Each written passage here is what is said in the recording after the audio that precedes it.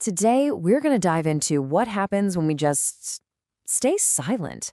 We'll look at everything from those small, everyday annoyances that just build up over time to those life-altering moments where speaking up is, well, a matter of survival. We're going to see how finding our voice might just be the most powerful tool we have. Oh, we have all been there. You know that feeling, that one little repetitive thing that just grinds on you until you feel like you just can't take it anymore. It's a feeling we all know, and honestly, it's the perfect place for our story to begin. So, let's start somewhere familiar, the office.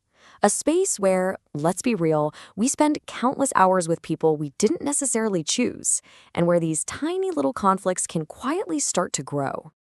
I mean, these are all so familiar, right? The constant click, click, click of a pen, the slurp of a hot coffee, someone practically shouting into their phone. On their own, any one of these is, nothing. But day after day, they start to build into something, well, something more. And then comes this moment, a simple phrase, right? Cut that out.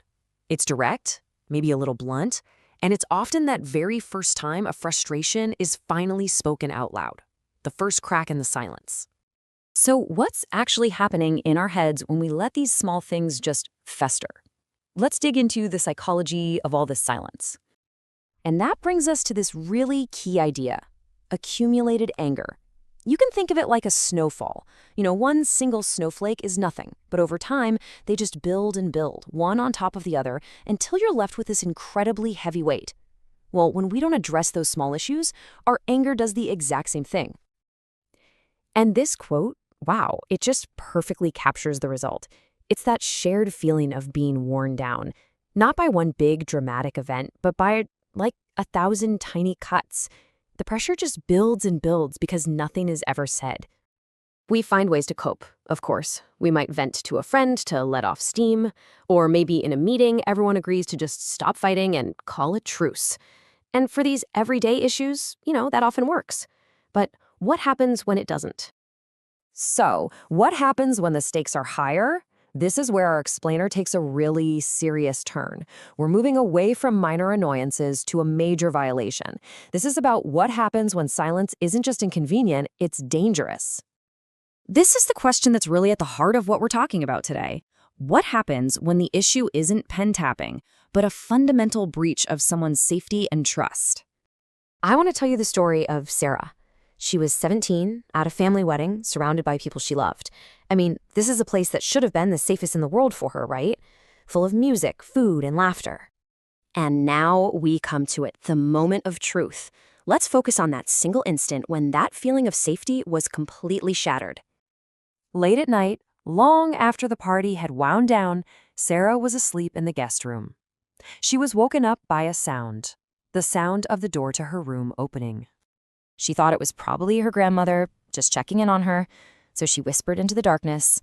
But the silence that came back, it was heavy, and her heart just started to race. And then she saw him, a shadow near the door. It was a male relative, not a close one, but someone from the celebration.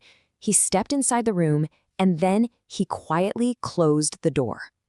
As he started to move closer, this wave of fear just washed over her.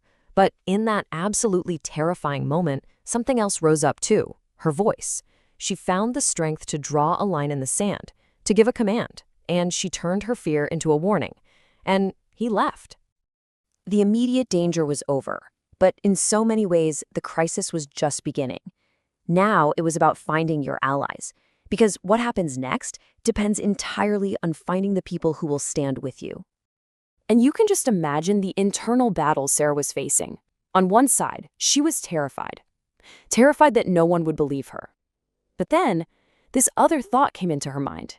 A powerful thought that changed everything. What if her silence put someone else, maybe someone younger, in danger? Suddenly, her fear for others became stronger than her fear for herself. And that one thought, it spurred her to action. She told her mother. Her mother immediately told her father. And her father? He didn't hesitate. He didn't try to hide it. He confronted the young man right there in the courtyard, in front of the entire family.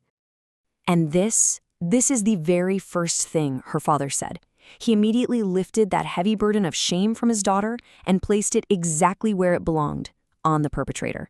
And that is such a powerful, critical lesson. He then followed it up with this powerful statement.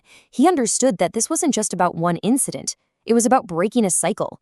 He knew, instinctively, that silence is what allows these horrible actions to be repeated. So, how do we connect these two very different stories, the office squabble and this life-altering trauma? Well, it all comes down to the power of your voice. Here's the bottom line. Your truth has power. Look, it takes courage to tell a coworker that their pen tapping is driving you nuts. And it takes a completely different, monumental kind of courage to speak out against a terrible crime.